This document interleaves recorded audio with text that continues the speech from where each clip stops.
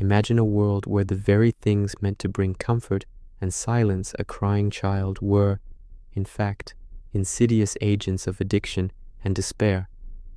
A place where the sweet lullaby of a rocking cradle was often accompanied by the slow, silent drip of an opiate. This isn't some dystopian novel or a horrific tale from a forgotten epoch. This was a chilling reality in the nurseries of 19th century Britain, where a dark secret lurked behind every closed door, a secret so pervasive and horrifying it fundamentally shaped generations, and one that most history books conveniently gloss over. What if the most vulnerable among us were being systematically exposed to one of the most powerful drugs known to man right from birth? To truly grasp this profoundly disturbing chapter of history, we must first immerse ourselves in the grim, unrelenting realities of 19th century industrial Britain. This was a brutal era characterized by explosive population growth, rampant poverty, and an agricultural revolution that pushed millions from the land into burgeoning, overcrowded cities. The working class, the backbone of a rapidly industrializing nation, toiled in factories and mills from dawn till dusk, their lives a relentless cycle of exhausting labor and meager wages. Women, often the primary caregivers, were not exempt from this harsh regimen. Picture a mother, perhaps working 10 or 12 hours a day in a textile factory, her hands stained with dye, her lungs heavy with dust, returning to a cramped, unsanitary tenement. She had other responsibilities weighing heavily on her: meals to prepare, laundry to scrub, and crucially, infants to tend. Childcare, as we understand it today, was a luxury virtually non-existent for the vast majority. Without family support or adequate alternatives, what was a desperate mother to do with a bawling, colicky infant when she needed to maintain her employment, quite literally, to put food on the table for the entire family? It was into this vortex of desperation and economic necessity that a sinister solution emerged, cloaked in the guise of maternal care and scientific advancement: commercially manufactured, opium-laced soothing syrups and infant correctives. The stage was set for a silent epidemic, an addiction born not of vice, but of sheer, unadulterated need. The shelves of apothecaries, grocers, and even traveling peddlers were laden with brightly colored bottles, each promising a miracle cure for infant distress. Names like Godfrey's Cordial, Daffy's Elixir, Atkinson's Royal Infant's Preservative, and Mrs. Winslow's Soothing Syrup became household staples. These weren't subtle, natural remedies.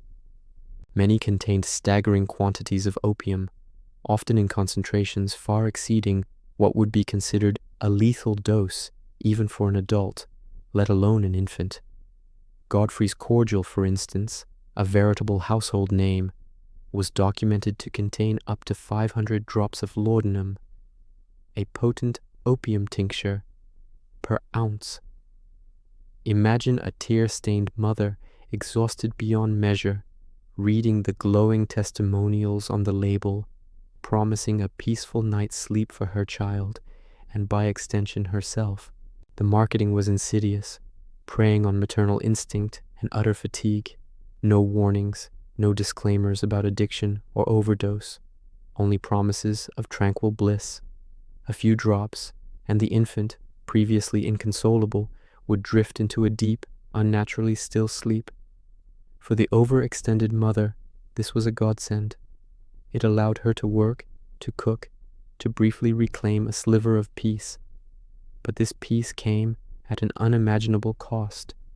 The cycle of addiction was swift and brutal. The infant, once accustomed to the opiate-induced calm, would become irritable, restless, and even more frantic when the effects wore off. A little more cordial was needed to calm them, then a little more, and soon a full-blown physical dependency was established. These children, often malnourished due to their parents' poverty, and now further weakened by the depressant effects of opium, developed characteristic symptoms: pallor, lethargy, emaciation, and a haunting, vacant stare. Their development was severely stunted, their growth faltered, and their cries, when they came, were often not of hunger or discomfort, but of withdrawal. The horrifying truth was that these soothing concoctions were slowly, systematically poisoning a generation, turning the very concept of nursery care into a macabre shadow play. The silent crisis peaked in the mid-19th century, with some historians estimating that tens of thousands of children were regularly given opium, and the consequences were dire. Mortality rates among infants and young children in industrial towns were astronomically high, with many deaths vaguely attributed to wasting or debility. The true culprit, however, often lay in the empty, unlabeled bottles hidden in kitchen cupboards. Coroners' reports, when they bothered to delve deeper, sometimes revealed the shocking presence of opium in the tiny bodies. But governmental oversight was virtually non-existent. There were no regulations on patent medicines, no requirements for ingredient lists, and no official body to protect the most vulnerable members of society from predatory manufacturers. Doctors, few and far between in working-class areas, were often powerless, their warnings dismissed by desperate parents, or simply drowned out by the sheer availability and affordability of the cures. Philanthropists and social reformers raised alarms, publishing pamphlets and giving lectures on the infant mortality question, but their voices were often drowned by the clamor of industrial production and the silent despair of the masses.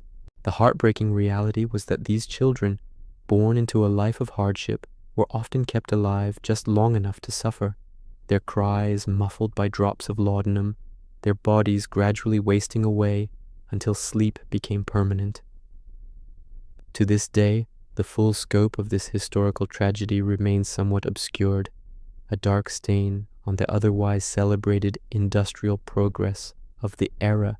The impact on surviving generations is impossible to quantify precisely, but it undoubtedly contributed to widespread developmental issues, chronic ill health, and a baseline level of societal dysfunction that lingered for decades.